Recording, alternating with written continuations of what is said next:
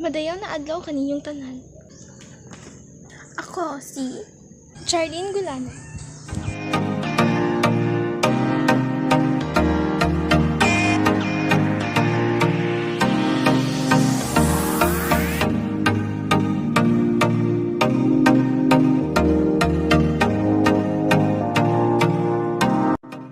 Hi guys, welcome to my vlog, and for today's video I'm going to tell you the contents of my reflections in 3.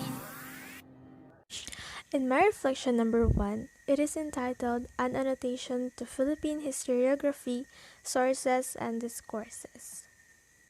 In this reflection, it has mirroring mode and it tackled the different definitions of different terms. I wrote in my reflection that I can relate in the reading through writing history since I have my passion in writing. Whether it is writing a diary or just to jot down notes, anything about writing. In my conclusion, I wrote that through this reading, it made me look back in my past. Yes, indeed. Just like when you are writing your diary, you have to recall what happened in order for you to write the whole scene. And that is what happened when I wrote my reflection in this topic. Reflection number 2 is entitled History of the Philippine Islands. The mode of this reflection were mirroring, microscoping, and telescoping. In mirroring part, I wrote that I can see something in myself in the reading through this sentence. About their necks, they wear gold necklaces. I can relate to that since I love to wear necklace also. Next, in microscope, the word anito struck me most. So what is anito? Anito refers to the nature spirits and ancestor spirits in the Philippine indigenous people's religion. Lastly, in telescoping, the practice that is connected to the worshipping of Anito is worshipping our one true God. I am very affected by this practice in a positive way, of course, because it influenced me to preach and adore our God. Reflection number 3, which entitled The Manonggol Jar, which have 3 different modes of reflections, namely mirroring, microscoping, and telescoping. In mirroring part, I can see something in the lesson that I can relate to myself by the statement voyage in the afterlife. Because since I was a child, I am fond of reading books about afterlife. And what is afterlife? Afterlife is a place where you go after you die. And the voyage in afterlife means your journey in the another world, which means your life, your second life, in the afterlife. There are 2 afterlife, the good one and the bad one. And it's up to you whether you will go to the good one or the bad one. Next, in microscoping, I've asked a question about why is there a connection between people because of the jar? And so I've researched about it and I found out that it is just because the design of the jar. It is the only reason that despite of our different beliefs and cultures, we share the same heritage. Lastly, in telescoping, the practice that I can relate in this lesson is doing a secondary burial. A secondary burial that takes place in Greece. This secondary burial means that removing bodies from the graves and transferring the ashes into a container, such as the Manonggol jar. The inside of Manonggol jar is the remains of a person who died, his or her ashes. Reflection number 4, entitled The Laguna Copper Plate, which also has three different modes of reflection: the mirroring, microscoping, and telescoping. In mirroring part, the lesson talks about a inscription into a thin copper plate.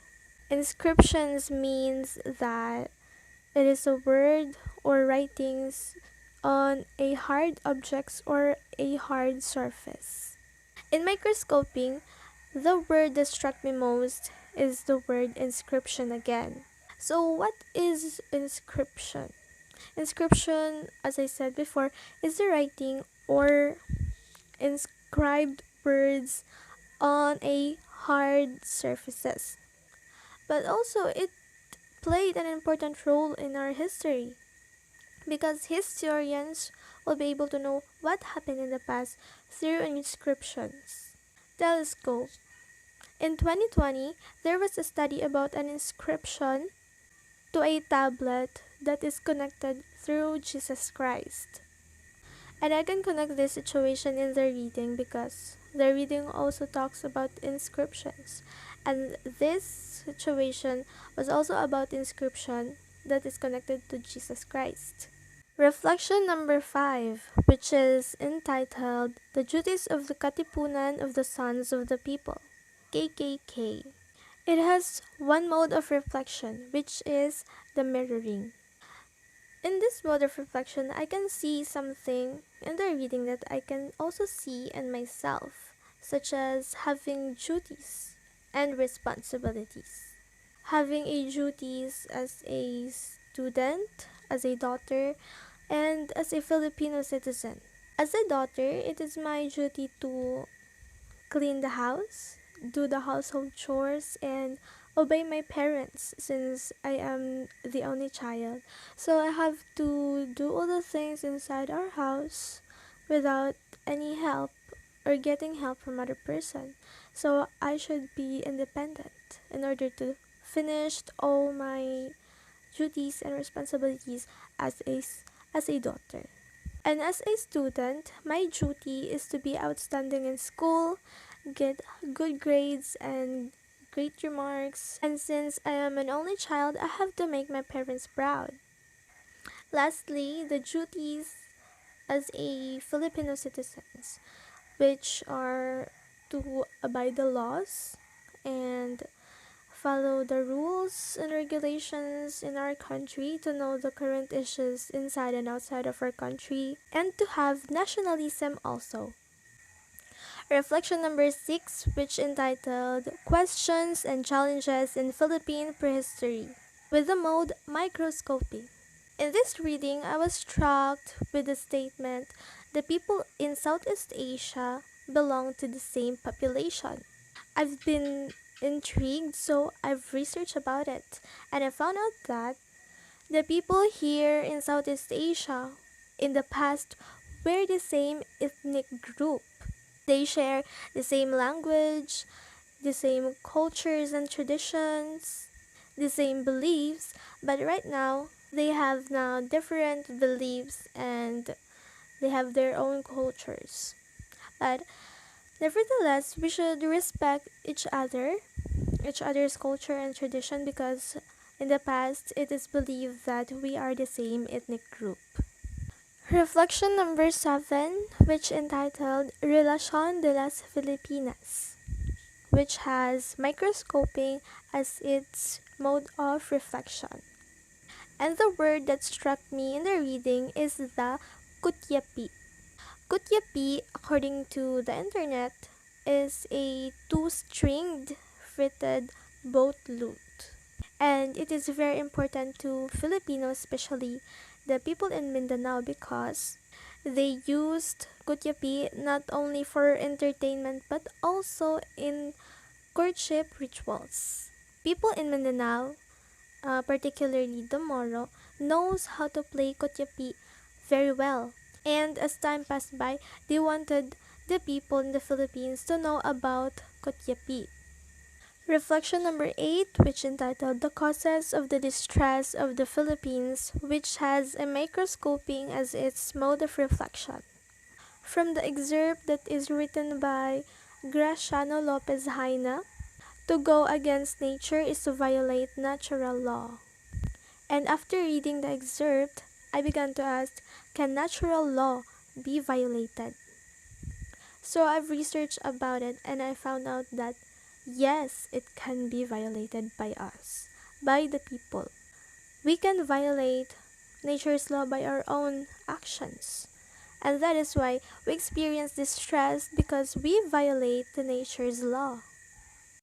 Reflection number 9, which entitled Andres Bonifacio, Pag-ibig sa Tinubuang Bayan, which has mirroring as its mode of reflection. I stated that I can see something in myself in the reading. Yes, because I have also nationalism that Andres Bonifacio also had. Nationalism means love for the country, and as a Filipino citizen, it is my duty and my honor to love our country, just like Andres Bonifacio did. Reflection number 10 entitled Approaches to the Reading Relevant to the Practice of History. This is one of the supplemental topic of Mr. Dalagan with a mode of microscopy. The phrase synoptic reading, one of the 5 reading approaches, struck me. So what is synoptic reading? Synoptic reading only focuses on the theme of the text, meaning it will just look for the main idea of the text. Focusing on intellectual and cultural history, synoptic reading is also helpful for the historians for summarizing a text.